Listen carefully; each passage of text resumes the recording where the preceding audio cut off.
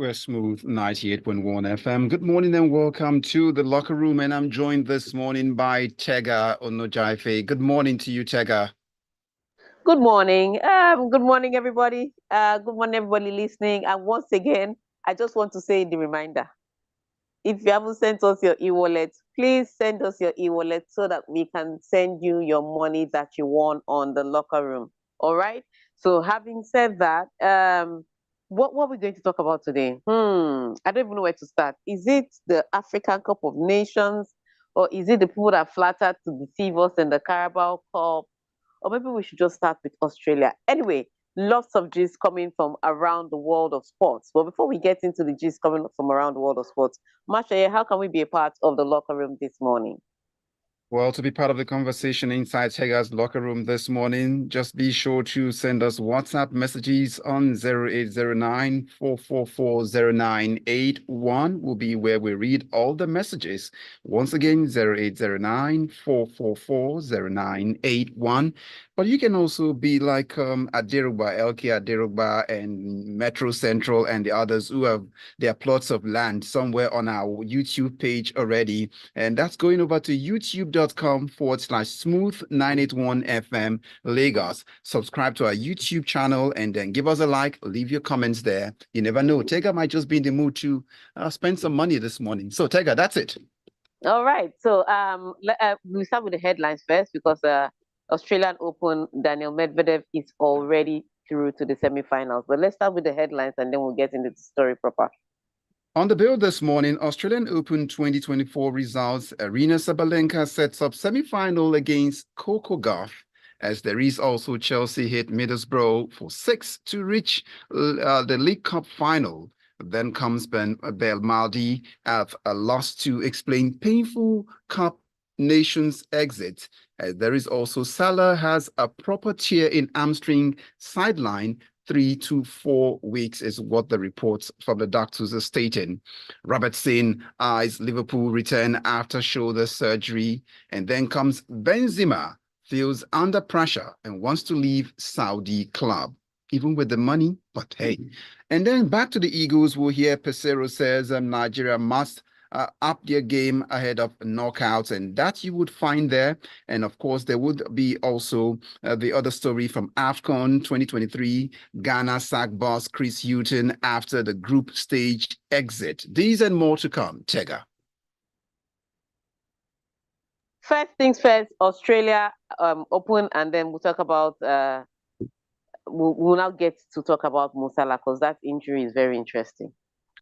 Defending champion Arina Sabalenka set up a tantalizing Australian Open semi-final against American teenager Coco Gauff after overpowering Barbara Krejcikova in a straight set victory. But against this teenager doing big things, should we still call her a small bikini again? It doesn't change the fact that she's young, whether you like it or not. But yeah, this is the final of the US Open. And if you remember from that final, Coco Gauff had a horrible first set, and everybody from both from the courtside coaching all the way to the aunties on the couches were telling Coco Gauff what to do. And I do remember that halfway through the first set, she just said everybody should keep quiet. She doesn't want to hear any more instructions, that she'll handle it. And boy, did she handle it. Came back in the second set, won that, and won the match final in the third set. So huge one. It gave her first Grand Slam title. But what that also meant for Sabalenka was that she lost the opportunity to get another title. Because remember, she had won the Australian Open earlier in the year. And so this is her opportunity to revenge and defend her title. So if she can take out, she knows, if she can just take out Coco Gauff in the semifinals, I think so far on tour, that is her toughest opponent on paper. And so if she takes out Coco Gauff on tour, the chances of her defending her Australian Open title are even higher. So there's two things, two motivations on her mind. The first one is that she'd have little revenge, just small revenge, because it's never revenge until you defeat the person in a final and deny them a trophy too. But it's small revenge because If you knock Coco Gauff out, no opportunity for her to win the Australian Open. That's the first motivation. The second motivation is that she'll be able to defend her title and defend her points. So that'd be fantastic for Sabalenka. On the men's draw, I've spoken about it. Then Medvedev just now concluded a 4-hour, well, 3 hours and 59 minutes, but 4-hour battle with Hubie Hurkacz to make it through to the semifinals. Now, he waits the winner of the Alcaraz match, Alcaraz-Sasha Zverev match, and then he'll be able to make it to the final. So that side of the draw is tough. On the other side of the draw, though, there is another major clash looming, and that's the one between Yannick Sinner and Novak Djokovic. Now, if you remember, Yannick Sinner is the only man that has defeated Novak Djokovic like back to back, yeah. And he did it towards the end of last season. So people are looking at this mouth-watering clash because is it that Novak Djokovic is going to be able to get one over Yannick Sinner, or will Yannick Sinner pick up the dominance in their head-to-head from here? So this is a tough clash. So it sets up to be very interesting at the Australian Open. All right, drifting away from that, let's go on to England. As we understand, Chelsea stormed into the League Cup final with a 6-1 thrashing of second-tier Middlesbrough to easily overturn a 1-0 first leg deficit at Stamford Bridge on Tuesday. So, Middlesbrough went, they hosted the first leg of the Carabao Cup, gave Chelsea a run for their money. Chelsea did have opportunities that game, if you remember. That was the game I was wondering what was wrong with Cole Palmer. Chelsea did have opportunities that day. They just didn't take advantage of those opportunities. And I thought, okay, maybe when they went to Stamford Bridge, Michael Carrick and his Middlesbrough team will have a very good plan because, they are the away team. Ultimately, they didn't, because they went to Stamford Bridge and it was so sad. Conceding 6 goals and not scoring any. In fact, it was the fact that they conceded 4 goals in the first half. It was a horrible display by Michael Carrick and Middlesbrough. After they conceded the first goal, they just probably like, oh, we're going to be able to get one back. And then they conceded the second and the third. And at that point, it was now more about damage control than about fighting for anything in the match. So I would say this: Michael Carrick and his boys didn't cover themselves in glory. And yes, they can argue about the fact that, we are a championship side playing against a premiership side. But the tactics that they displayed on the day was horrible. That leads us back to Cote d'Ivoire, where we are touching base with Algerian coach Jamel Belmadi. Cut a disconsolate figure as he assessed a second successive group stage exit from the African Cup of Nations for the 2019 winners, following the shock 1-0 loss to Mauritania in their final Group D encounter on Tuesday. All right. So before I get to Belmadi, let's talk about Algeria FA. So before the match, Algeria FA on Twitter, you people like to call it X, I call it on Twitter, put out a post saying that, Algeria has met Mauritania 6 times and they haven't lost yet. And Mauritania has played 8 matches at the African Cup of Nations and they haven't won a single one yet. So why are people making noise as if Algeria is about to face Brazil? That was the official post on Twitter. Only for them to get to the match, and it shocked them because Mauritania got their first ever win at the African Cup of Nations against them. So yes, perhaps you should have prepared like you were going to play against Brazil. And the fact is, it was not a lucky win. If Algeria had played that match for 2 days, they still wouldn't have scored. That's how well Mauritania kept them out. It's not like they didn't try to create chances. It's not like they didn't try to get the ball in the back of the net. But the way Mauritania set up, they were ready to block every and any. And the fact that Algeria is not even in their best form right now made it even easier for Mauritania to come away with the win. So I just want to tell you the lesson for today: pride goes before a fall. Next time, don't brag nonsense brag, because you never know when a new thing is about to happen.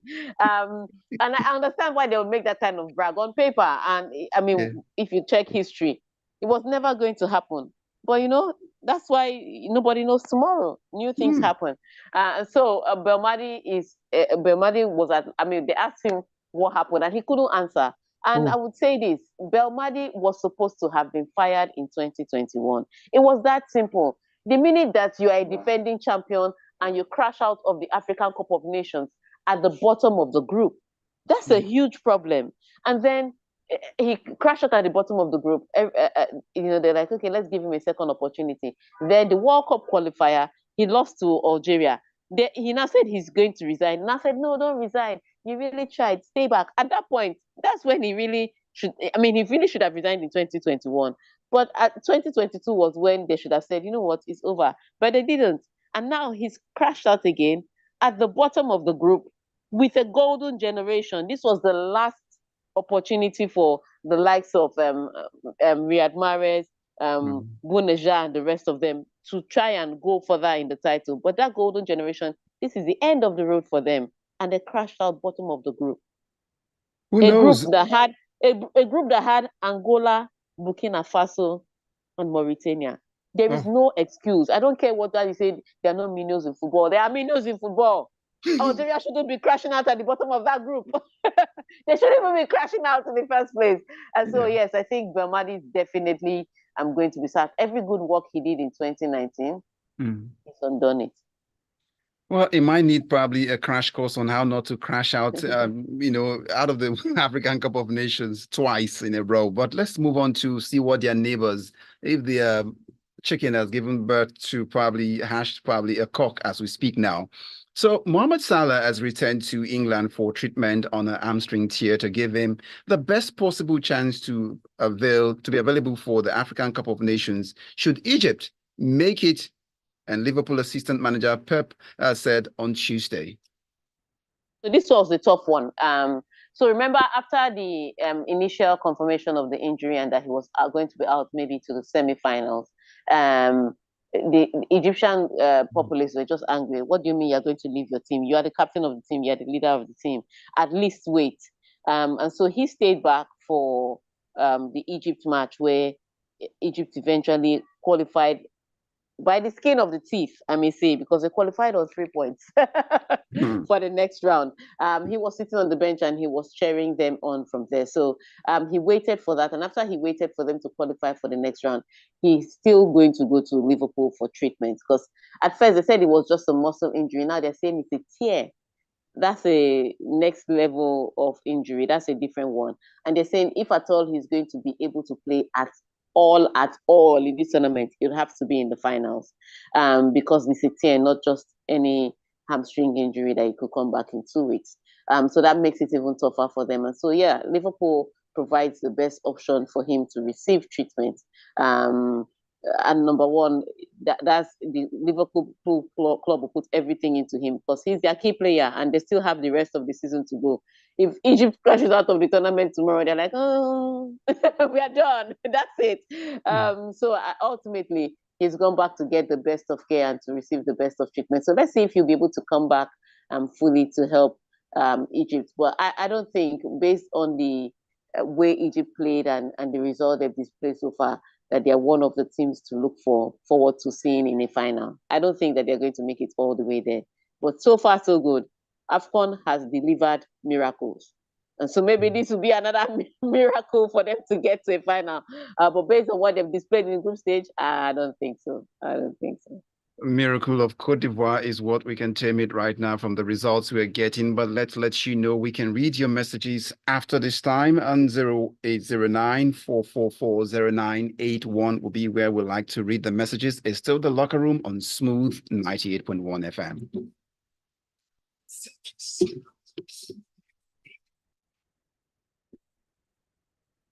What does he?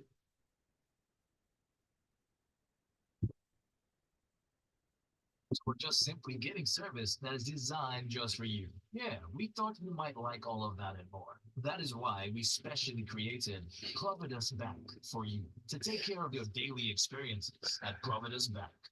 So, Tega, you want messages when we come back? Yes, let's read messages when we come back. If you already have a Providence Bank account, please speak with our business concierge on 0700 77 684 387. Or email businessconcierge@providencebank.com to switch to a future-forward banking experience. Profit us back. Future, forward, banking. One expert, take off into a world of casino games and find your new experience. Play a roulette and see if Lady Luck is on your side. Land winning combinations in slots and hit the jackpot. Discover much more games on One Expert. Register on One Expert with promo code CasinoNG and get a welcome package up to 700,000 naira plus 150 FS. Place a bet on the casino and get a chance to win. Hurry up, your luck is waiting for you where fortune awaits. One Expert. Bet responsibly. 18 plus only. See so I belong to the chop better gang. Now why anytime I want chop like this, I dey put better things inside. For my yam porridge, after I don't put my fish, I go on Tega with onions, tatache and ugu, con season am with correct no cubes for that delicious taste. Because my people, good life na life where you chop better. Sama all your food with correct vegetable. Come season am with no cubes. For that ogbonge delicious taste. Today, chop better. What does future forward banking mean to you? Speed, innovation, convenience, lifestyle goals, or just simply getting service that is designed just for you? Yeah, we thought you might like all of that and more. That is why we specially created Profit Us Bank for you to take care of your daily experiences. And Profit Us Bank, we believe that banking should be all about you and your business and how to get you to the next level. If you do not already have a Profit Us Bank account, please speak with our business concierge on 0700 77 684 387 or email businessconcierge@profitusbank.com to switch to a future forward banking experience. Profit Us Bank. Future forward banking. Hi, Lagos. My name is Buchi Franklin, and you're listening to The Smooth Breakfast.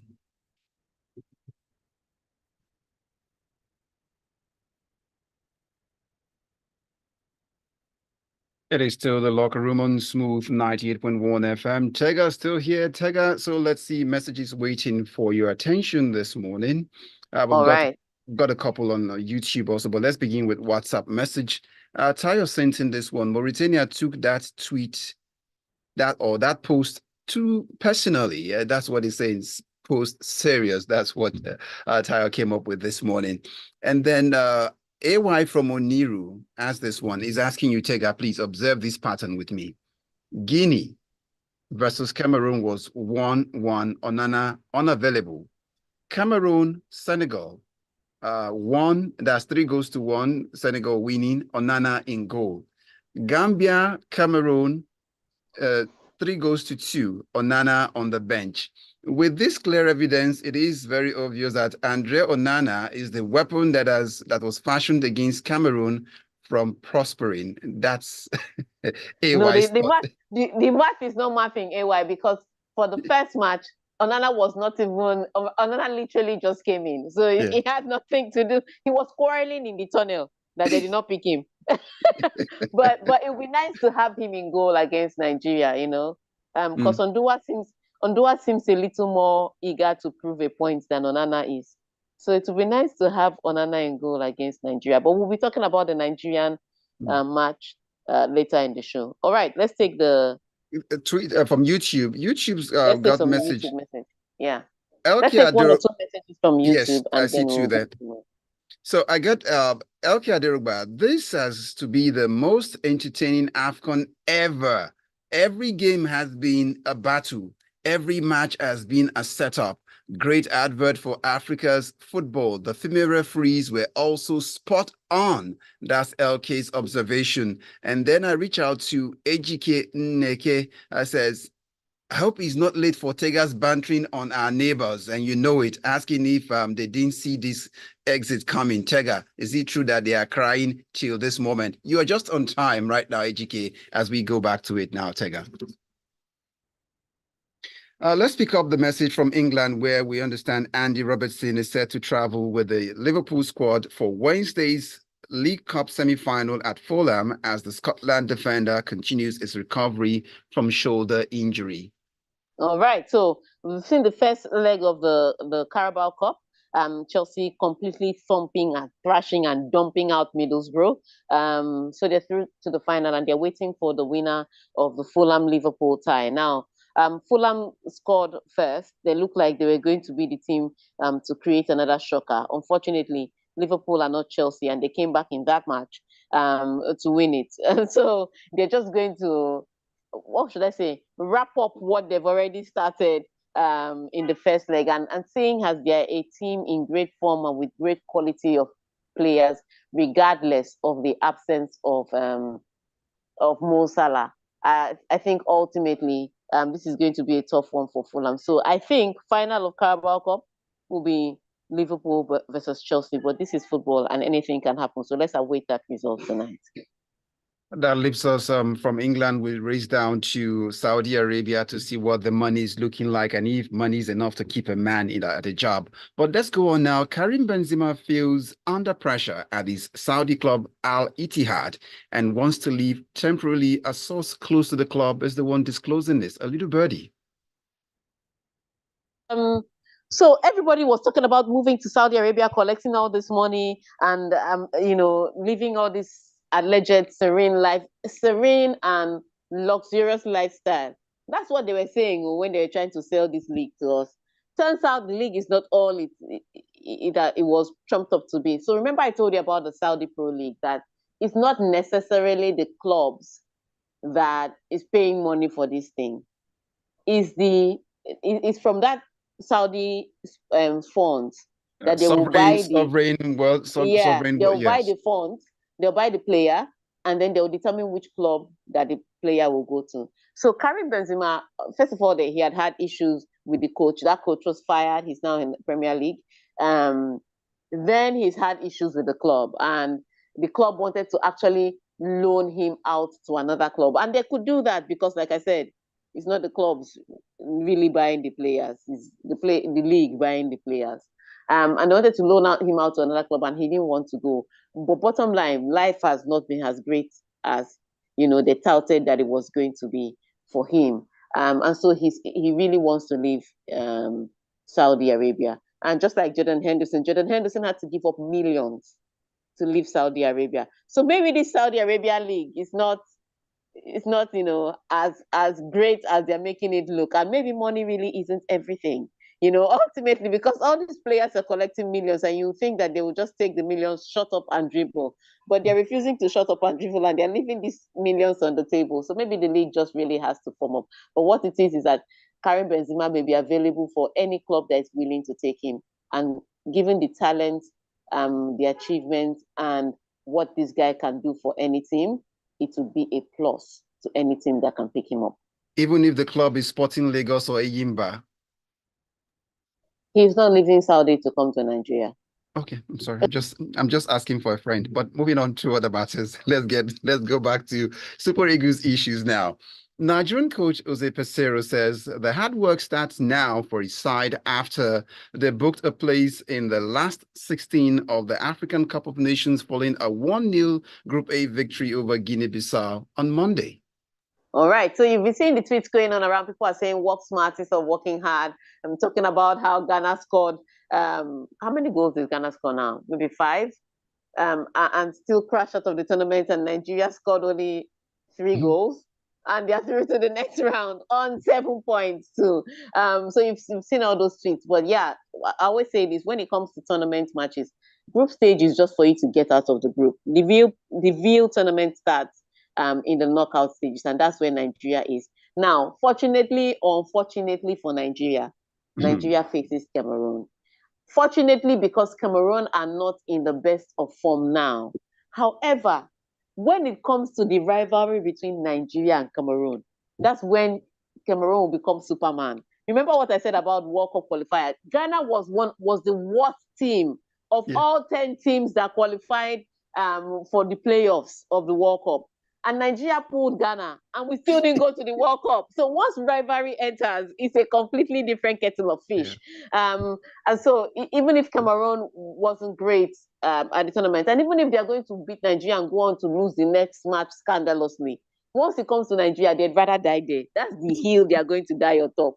And they're led by a Rigobert Song and Samuel Eto'o Fields, who know what it is to beat Nigeria. Because I know I'm one of the few people that do not like Samuel Eto'o Fields because he's Cameroonian. That's the only reason I don't like him. He's beaten me too many times for me to like him. And so it's going to be a tough task for Nigeria, regardless of the form that Cameroon is in. And both teams haven't been entirely convincing. And yes, Cameroon came in to this qualified at the last minute, with a goal against the Gambia, but it's still Nigeria versus Cameroon. It's going to be one of the toughest battles. And I don't know that this crop of Super Eagles teams are ready. But the thing about Nigeria is the match you don't expect them to win is the one that they will come out and win. So let's see how it pans out when Nigeria takes on Cameroon. I think the match is on Saturday. Yeah, on Saturday. Well, these two nations, it looks like what they see in the streets of Lagos, customer data, that's what they do. Good customers to themselves, they know. But let's get on as we wrap up our final story now, where AFCON 2023, Ghana sacked coach boss Chris Hughton, sacked him after their group stage exit from the 2023 African Cup of Nations. I think it was disappointing that he waited to be sacked. I think it was disappointing. I think immediately after the match, he should have just said in the press conference that, this is going to be my last tournament with Ghana. I think he should have resigned because, the team is not doing well with him. The fans have not liked him. And then he comes to the African Cup of Nations to prove everybody right, that he's not the man for the job. And then you still waited to be fired. Sometimes you have to do honorable things. So I think it was disappointing. But yeah, that's on his part, that was the disappointing part. But good news, Ghana is out! Did you just win a jackpot, Tega? Oh my God, it was the best celebration I had. My goodness. So I was watching this match and I was like, I cannot believe that these people are about to win and qualify. Mozambique was like, no. Misery loves company. You have to go home with us, and that was it. I think it was when they scored that header. I knew that there was no way Ghana was coming out. In fact, they were more likely to lose from then on. But on 2 points, mathematically, they still had a chance to qualify for the next round. But yesterday really put the nails in their coffin. So yes, Ghana is definitely out. They don't have far to go. They can just trek across the border. It's not far.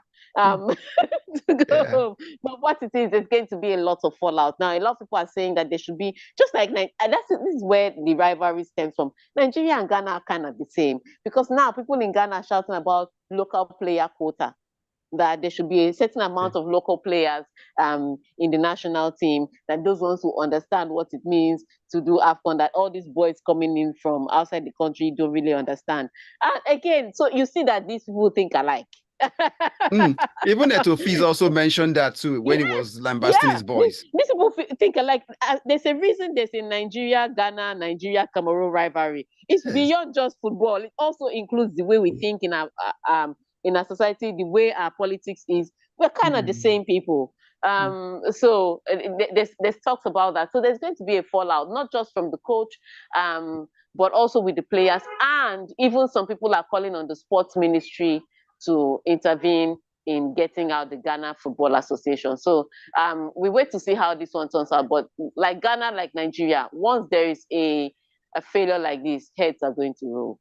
You know what I like about how you were prepping for this your celebration was that, look, there's no way we should leave before Ghana in a competition. Lie. Yeah, our development is better and our football is better. We are going to, yes. We are all better. They can keep the constant power supply. But Kenke is good too. You tried Kenke, but anyway, let's see. I beg, no Ghanaian food can beat any Nigerian food. None. All right, so that note, we've run out of time. So let's just take messages. Yeah. Let's go. Tayo's here for us. He says Nigeria, the 1 goal per game merchant versus Ghana with Inisha Gragra with 2 goals. My people, work smart, not hard. God of banter. Let it not be like we're asking for too much. When is South Africa joining them? Mozambique be like, I know I'm going home, but I am Ghana. Take you with me. talk about Ghana must go, and now Ghana are crying. Then it goes on, Ghana, your flight out of AFCON is here. Are you ready? That's are you. Are you ready to go? Cote d'Ivoire moving coast to coast with an early exit. Jokes aside, Kudus had a stellar campaign, but Ghana journalists insulting Houghton after the match didn't cover themselves in glory. And it goes on to say, well, it wasn't necessary. All right, let's take another message. Emeka Onelum with a message for us here, looking at the Guinea-Bissau own goal versus Nigeria. Normally, an own goal looks like a mistake, but that's their defender scored the own goal as though he meant it. It was as though he had been quarreling with his goalkeeper and decided to teach him a lesson. However, our performance in front of goal has been Aram. Oshime has all of a sudden forgotten how to score goals. Maybe it's because it's not in Napoli. Moving on, Chimobi Victor from Alaba International. It says the Super Eagles of Nigeria must up their game if they want to go through to the next round. Now I've got YouTube to close up the conversation now. AGK Neke says this AFCON has been delivering surprise and correct banter materials. What's up with the players wanting to leave Saudi Arabia these days? First Henderson, now Benzema, N'Golo Kante, CFC awaits you. I beg. Tega, that's right. I just want to thank you for sending in your messages, for tuning in to us and listening to us on the radio, and also for watching us on YouTube. Till we come your way again on Friday. Remember, no, this time don't aspire to Aguaya. Send us your e-wallet number so we can send you your money. All right. Do have a great week, everybody. All right, Tega.